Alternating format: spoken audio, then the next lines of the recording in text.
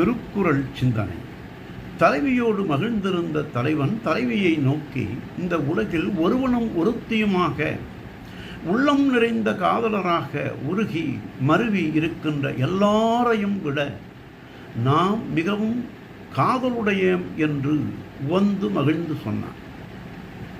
அச்சொல்லை வேறு விதமாக பொருள் செய்து கொண்டு தலைவி வெதும்பி ஊடினாள். அவ்வூடல் நிலையை தோழியிடம் உரைக்கின்றான் தலைவன். இந்த உலகில் உள்ள அத்தனை காதலர்களையும் விட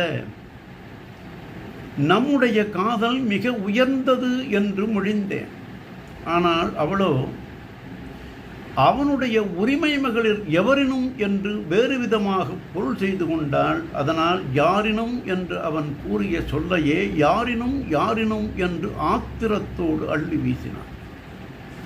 ஆகவே எல்லாரையும் விட பெரும் காதலுடைய என்று அவளையும் சேர்த்து சொன்ன அம்மொழியை அவள் நுட்பமாக அதில் ஒரு குறை கண்டுபிடித்து அதனை ஒழித்து சினந்து புறந்து நின்றாள் என்று தெய்வப்புலவர் புலவினுக்கம் அதிகாரத்தில் யாரினும் காதலம் என்றேனா ஊடினாள் யாரினும் யாரினும் என்று